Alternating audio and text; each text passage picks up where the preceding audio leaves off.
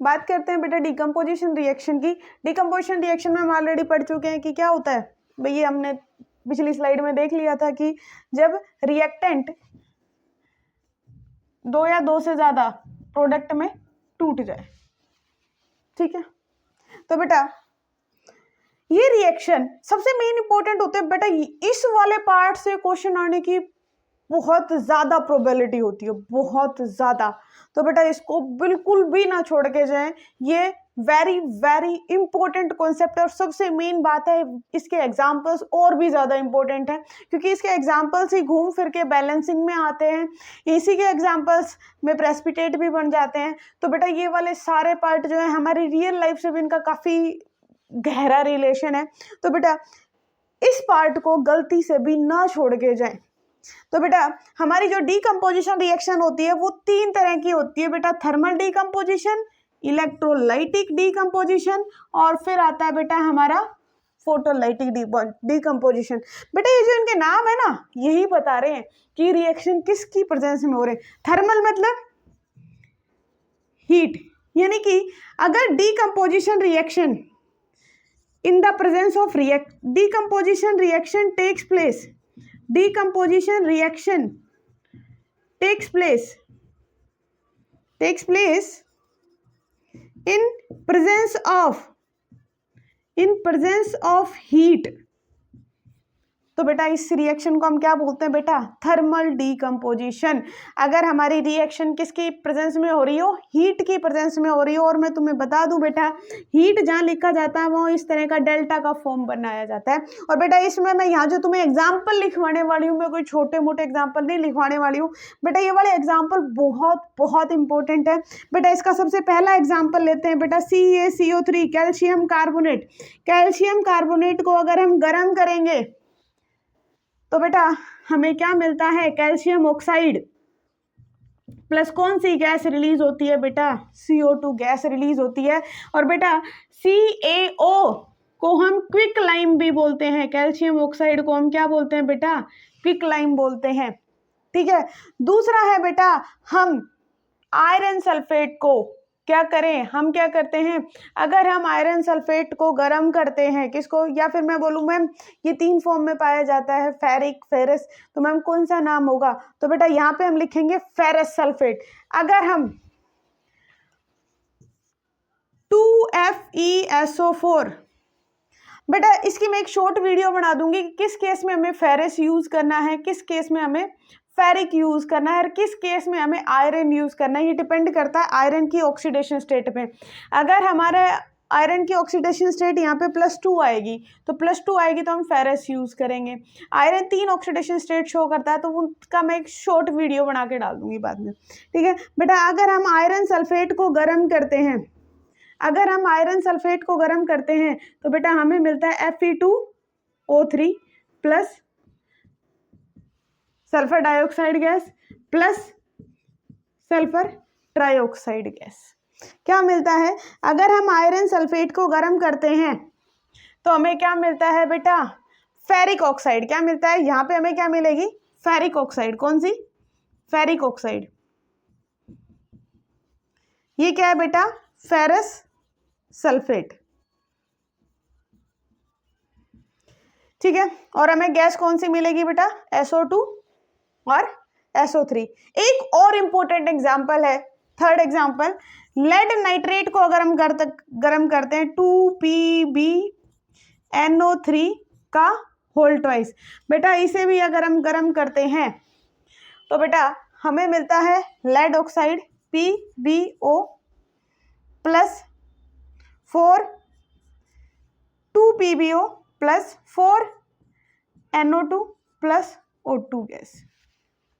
ये हमारा एग्जाम्पल है किसका बेटा, ये तीनों एग्जाम्पल मैं यूं कह रही हूँ कि किसी ना किसी फॉर्म में आ ही जाते हैं, किसी ना किसी फॉर्म में तुम्हें ये क्वेश्चंस देखने को मिल ही जाएंगे भाई।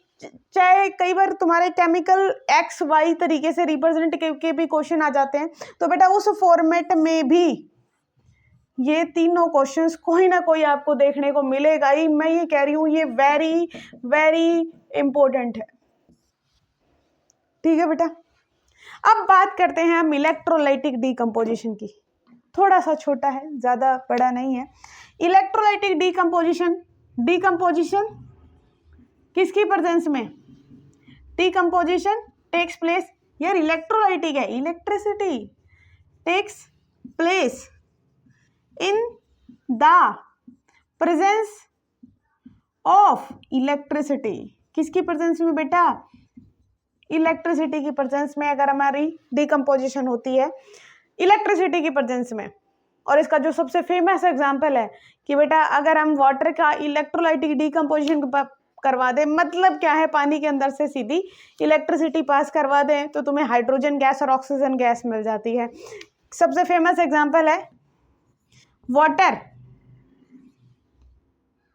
ठीक है, के अंदर से अगर हम इलेक्ट्रिसिटी पास करवा दें, इसका कोई सिंबल नहीं है भाई, इलेक्ट्रिसिटी लिखना पड़ेगा, तुम्हें क्या मिलेगा? 2 hydrogen gas plus oxygen gas, electricity की प्रेजेंस में हो रहा है। अरे बेटा जहाँ इलेक्ट्रोलाइसिस होता है, क्या इलेक्ट्रोलाइसिस होता हो, वो सारी इलेक्ट्रोलाइटिक डीकम्पोजिशन रिएक्शन के एग्जाम्पल है। ये हमारा पहला एग्जाम्पल। और दूसरा एग्जाम्पल बेटा हम चैप्टर 2 के अंदर पढ़ेंगे, अभी मैं बताऊंगी। क्लोरो एल्कली प्रोसेस बहुत इंपॉर्टेंट प्रोसेस है अपने एसिड बेस और साल्ट के अंदर।